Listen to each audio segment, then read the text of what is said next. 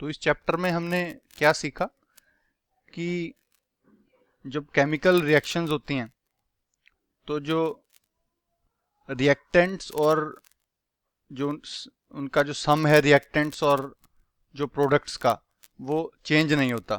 तो इसको हम कहते हैं law of conservation of masses, कि जो चीजें रिएक्ट हुई रिएक्शन होने से पहले उन सब का टोटल मास रिएक्शन होने के बाद जो टोटल सिस्टम का मास होगा उसके बराबर ही रहेगी। और प्योर जो केमिकल कंपाउंड्स हैं उनके अंदर जो एलिमेंट्स हैं वो हमेशा एक डेफिनेट प्रोपोर्शन यानी एक फिक्स प्रोपोर्शन के अंदर, प्रोपोर्शन बाय मास, एक मास के फिक्स प्रोपोर्शन के अंदर ही एलिमेंट्स पाई जाती हैं प्योर केमिकल कंपाउंड्स के अंदर, और इसे हम लॉ ऑफ डेफिनेट प्रोपोर्शंस कहते हैं। और एटम जो है वो सबसे छोटा पार्टिकल है जो एग्जिस्ट कर सकता है इंडिपेंडेंटली और जो सारी की सारी केमिकल प्रॉपर्टीज उस एलिमेंट की रिटेन करता है। मॉलिक्यूल सबसे छोटा पार्टिकल है उस एलिमेंट या कंपाउंड का जो इंडिपेंडेंटली एग्जिस्ट कर सकता है नेचुरली। एटम तो नेचुरली भी कर सकता है, कई एलिमेंट्स के नेचुरल अलग से एटम्स नहीं एग्जिस्ट करते, वो मॉलिक्यूल्स बना लेते हैं। तो जो मॉलिक्यूल है वो ऑर्डिनरी कंडीशंस के अंदर इंडिपेंडेंट एग्जिस्टेंस करता है और मॉलिक्यूल भी सारी प्रॉपर्टीज उस सब्सटेंस की एग्जिबिट करता है यानी शो करता है। जो केमिकल फॉर्मूला है किसी कंपाउंड का वो उस जिन भी एलिमेंट से वो कंपाउंड बना है वो शो करेगा, और कितने एटम्स से वो कंपाउंड बना है वो भी उस केमिकल फॉर्मूला में शो होता है। जो कुछ एटम्स, क्लस्टर ऑफ एटम्स आपस में जुड़ के अगर कोई आयन बनाते हैं तो उस आयन को हम पॉली एटॉमिक आयन कहते हैं, और ये एक फिक्स चार्ज कैरी करता है पॉली एटॉमिक आयन।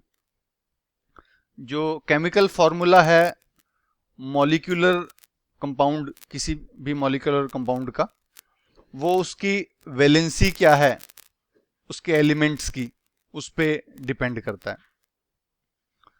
और जो आयनिक कंपाउंड्स हैं उनका जो केमिकल फॉर्मूला है वो चार्ज क्या है हर एक आयन का उस कंपाउंड के अंदर, उसके ऊपर डिपेंड करता है। तो जो साइंटिस्ट हैं वो relative atomic mass scale use करते हैं कंपेयर करने के लिए अलग अलग एलिमेंट्स के एटम्स के मास का। तो जो कार्बन 12 आइसोटोप का जो एटम है उसको हम रेफरेंस के लिए यूज करते हैं उसके मास को। तो उसको एटॉमिक मास 12 दिया गया है कार्बन 12 आइसोटोप के एटम को। तो इसके रिलेटिव मास से ही बाकी हम सारे एटम्स को कंपेयर करते हैं मास कंपेयर करने के लिए। और एवोगैड्रो जो कांस्टेंट है 6.022 मल्टीप्लाई बाई 10⁻23, ये 12 ग्राम अगर कार्बन 12 आइसोटोप हम लेते हैं तो उसके 12 ग्राम में इतने एवोगैड्रो नंबर जितने पार्टिकल्स होते हैं। एक मोल जो सब्सटेंस का है या किसी भी एक मोल अमाउंट किसी भी सब्सटेंस के अंदर, चाहे वो एटम हो, आयन हो, मॉलिक्यूल हो या फार्मूला यूनिट हो, उसके अंदर हमेशा उतने ही एटम्स होंगे जितने कि 12 ग्राम कार्बन के अंदर होते हैं। मतलब 12 ग्राम कार्बन एक मोल ऑफ कार्बन 12 एटम्स हो गया, उसके अंदर भी एवोगैड्रो नंबर जितने ही पार्टिकल्स होते हैं, या किसी भी हम आयन एटम या मॉलिक्यूल का मोल लेंगे उसके अंदर सेम नंबर ऑफ पार्टिकल्स होंगे उसी सब्सटेंस के या उसी एलिमेंट के। तो मास एक मोल, किसी भी एक मोल के सब्सटेंस का मास को हम मोलर मास कहते हैं। तो ये एटम्स और मॉलिक्यूल्स का इस चैप्टर में हमने जाना।